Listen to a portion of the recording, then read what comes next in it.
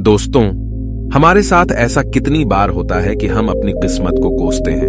हम कहते हैं हमारी किस्मत फूटी है, ऐसा मेरे साथ ही क्यों होता है। जब हमारे साथ कुछ बुरा होता है हम आमतौर पर निराश हो जाते हैं और अपनी किस्मत पर दोष लगाने लगते हैं। हम यह सोचते हैं कि हमारे भाग्य में उठापटक लिखी गई है और सब गलतियां हमारे ही जीवन में क्यों होती हैं। हमें लगता है कि हमारे पास सही चीजों की कमी है, जिसके कारण हम अपने लक्ष्यों को हासिल नहीं कर पा रहे हैं। कितनी बार हमने बहुत सी चीजें बस यह कहकर छोड़ दी हैं कि किस्मत में होगा, नहीं तो मुझे मिलेगा कैसे। हम तो अपने आप को यह तक तसल्ली दिला देते हैं कि इसमें मेरा दोष था ही नहीं, मैं और करता भी तो क्या। ऐसे विचार आपके मन में भी आते हैं तो यह कहानी आपके लिए है। एक दिन एक व्यक्ति महात्मा बुद्ध के पास आया। उसने महात्मा बुद्ध से कहा कि मैं अपनी किस्मत ठीक करवाने आया हूं। मैं बहुत दुखी रहता हूं, मैं जो भी करता हूं वह खराब हो जाता है, मेरी किस्मत मेरा साथ नहीं देती। मैंने सुना है कि आप सभी की समस्याओं का समाधान करते हैं, क्या आप मेरी भी फूटी किस्मत को सुधार सकते हो।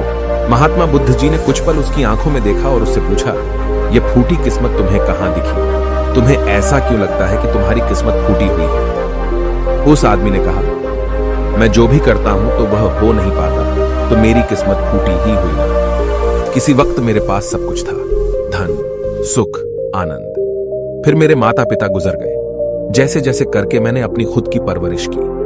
मैंने जिससे सच्चे मन से प्रेम किया, उस प्रेमिका ने किसी और से विवाह कर लिया। मैंने एक छोटा सा व्यापार शुरू किया, तो जिस मित्र के साथ मैंने वह व्यापार शुरू किया वह मेरा व्यापार ही हड़प बैठा। मुझे किसी ने बताया कि आप सारी समस्याओं का हल निकाल देते हो, क्या आप मेरी भी किस्मत ठीक कर सकते हो? महात्मा बुद्ध ने कहा, लाओ तुम्हारी फूटी किस्मत मुझे दे दो, मैं अभी उसकी मरम्मत कर देता हूं। व्यक्ति ने कहा, मैं किस्मत को कैसे दे सकता हूं, वह तो दिखाई भी नहीं देती। महात्मा बुद्ध ने पूछा, जब तुम्हें तुम्हारी किस्मत दिखाई ही नहीं देती तो तुम्हें कैसे पता कि वह खराब हो चुकी है? उस व्यक्ति ने सोचकर उत्तर दिया, नहीं, मैंने कभी ऐसा नहीं देखा कि मेरी किस्मत सचमुच खराब हो चुकी है। व्यक्ति ने कहा, मेरी किस्मत खराब है, तभी तो मेरे साथ सब कुछ गड़बड़ हो जाता है। मेरे बनाए बनाए कामों पर पानी फिर जाता है। अगर मेरी किस्मत अच्छी होती तो सब कुछ ठीक होता है ना। तो महात्मा बुद्ध ने कहा, तुम ठीक दिखाई देते हो, तुम्हारा स्वास्थ्य भी ठीक लग रहा है, तुम्हारे हाथ पैर भी सलामत है, तुम अभी तक मरे नहीं हो। मुझे तो तुम्हारी किस्मत में कोई भी खराबी नहीं लग रही, सब कुछ सही लग रहा है। अगर किस्मत खराब होती तो तुम बीमार होते, तुम्हारा अंग भंग हो जाता या तुम मृत्यु को प्राप्त हो जाते, लेकिन ऐसा तो कुछ भी नहीं है। फिर तुम क्यों कह रहे हो कि तुम्हारी किस्मत फूटी हुई है? व्यक्ति ने कहा, आप समझ नहीं रहे हैं, मेरे ऊपर बहुत कर्ज है। लोग रोज मेरे घर धमकाने आते हैं। जिनसे मैंने कर्जा लिया है वे मुझे मरने तक की धमकी देते हैं। मेरा घर भी उन्होंने छीन लिया है, अभी भी मेरे पीछे पड़े हैं। तो ऐसे में मैं कैसे कह सकता हूं कि मेरी किस्मत सही है? महात्मा बुद्ध ने विचारपूर्वक कहा, तो समस्या गंभीर है। व्यक्ति ने उदासीनता के साथ कहा, जी हां, अब आप समझे ना कि मैं कितने बड़े दुख से गुजर रहा हूं। महात्मा बुद्ध ने आवाज में समझाया, तुम्हारी किस्मत अच्छी है कि तुम जीवित हो इस दुख का सामना करने के लिए, और इस जीवन से ही तुम अपनी समस्याओं का सामना कर सकते हो।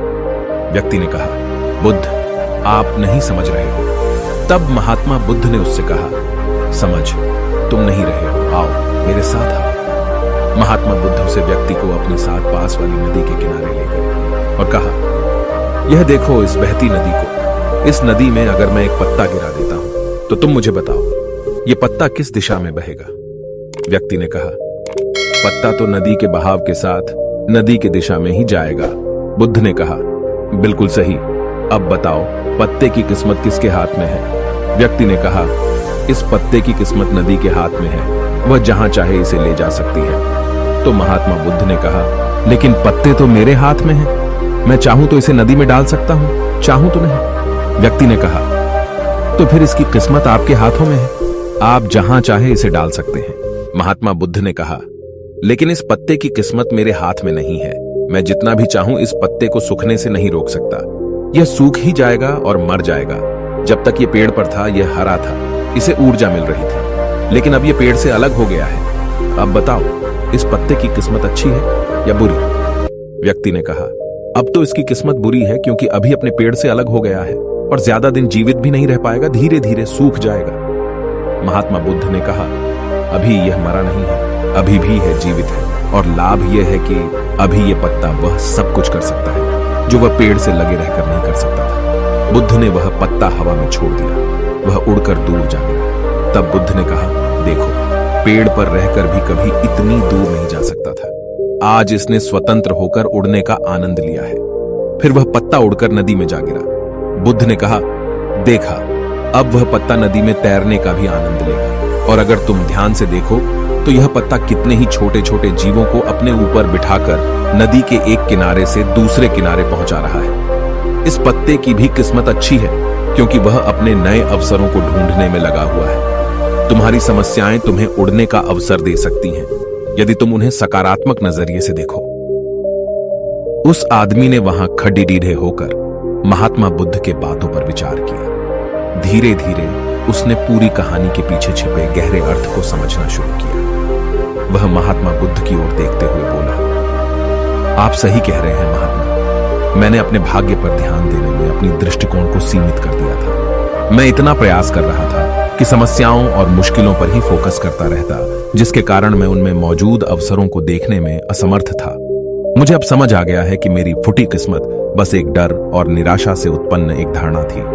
यह कहानी हमें यह सिखाती है कि हमारी किस्मत हमारे हाथ में होती है, हम खुद अपने जीवन की दिशा निर्धारित करते हैं। हमारी समस्याओं का हल भी हमें ही निकालना होता है। चुनौतियों को एक अवसर के रूप में देखकर हम आगे बढ़ सकते हैं और अपनी किस्मत को सुधार सकते हैं। दोस्तों, ऐसी कहानियां हमें जीवन जीने का तरीका सिखाती हैं। अगर आपको यह कहानी पसंद आई और आप हमारे चैनल पर और बेहतरीन कहानियां देखना चाहते हैं तो सब्सक्राइब जरूर करें।